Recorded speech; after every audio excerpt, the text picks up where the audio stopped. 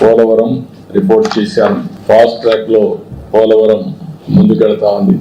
2027కి పూర్తి చేయడానికి అన్ని విధాలు దాన్ని తీసుకెళ్తున్నాం. వీలైతే 2027 మార్చికే చేయాలని కూడా ఒక ఆలోచన చేస్తున్నాం. ఎక్కడ కూడా స్పీడ్ లో కానీ లేకపోతే క్వాలిటీలో కాంప్రమైజ్ లేదు. ఇంటర్నేషనల్ కన్సల్టెంట్స్ ఉన్నారు. సిడబ్ల్యూసి ఓవరాల్ సూపర్విజన్ పెట్టారు. Ministry of water resource minister అయితే 2 months ఒకసారి రివ్యూ చేసుకుంటున్నారు. అల్టిమేట్ గా ఎక్కడ రాజీ పడకుండా క్వాలిటీ కింద ముందుకు పోతున్నాం. ఎలాంటి రాజీ పడకుండా ఓవర్ ల్యాపింగ్, ఓసారి క్వాలిటీ కాంప్రమైజ్ కాకుండా టైం కావాలంటే తీసుకుని కంటిన్యూగా ప్లానింగ్ చేసి ఎంత తొందరగా అయితే తొందరలో పోలవరం పూర్తి చేసి జాతికి అంకితం చేస్తాం. పోలవరం మీ అందరికీ తెలుసు, ఒక డ్రీమ్ ప్రాజెక్ట్. తెలుగు జాతికి ఇది ఒక పెద్ద వరం. అలాంటి ప్రాజెక్ట్ ని డయాఫామ్ వాల్ మొత్తం గోదావరిలో కలిపేసి ఈరోజు మళ్ళీ వేరే డయాఫామ్ వాల్ 400 కోట్లతో చేసిన దాన్ని ఈరోజు దగ్గర 980 కోట్లు ఖర్చు పెట్టే పరిస్థితికి వచ్చాం. మోర్ దెన్ డబల్ అలా ఖర్చు పెట్టి ప్యారలల్ డయాఫామ్ వాల్ కట్టే పరిస్థితికి వచ్చాం. కాస్ట్ కూడా పెరిగింది. అయితే ఓసారి ప్రజాస్వామ్యం హెవీ ప్రైస్ కూడా పే చేస్తుంది. అదే జరిగింది.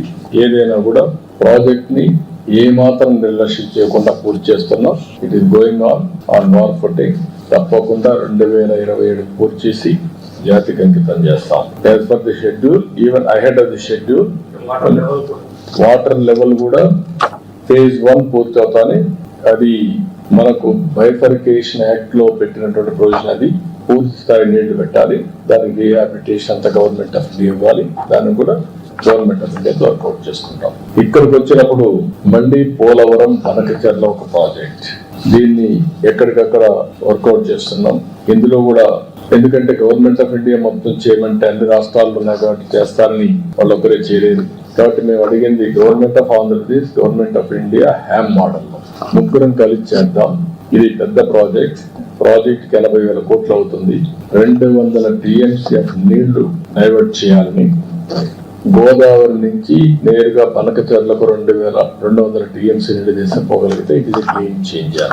ఇందులో 3 బిట్లు ఉంటాయి. ఒకటి first Godavari Krishna, 2 Krishna to Nagarjunasagar right main canal. అక్కడ రిజర్వాయర్ కూడా వస్తుంది. గొల్లాపల్లి రిజర్వాయర్ వస్తుంది. అక్కడి నుంచి వెలుగొండ కూడా నీళ్లు వెళ్లే పరిస్థితి వస్తుంది గ్రావిటీతో. థర్డ్ బిట్ బొల్లాపల్లి నుంచి నాగార్జునసాగర్ రైట్ మెయిన్ కెనాల్ నుంచి Banakacherla. That is the gateway. అక్కడికి వెళ్తే ఆల్ రిజర్వాయర్స్ కి, ఆల్ కెనాల్స్ కి మనం కనెక్ట్ చేసే పరిస్థితి వస్తుంది.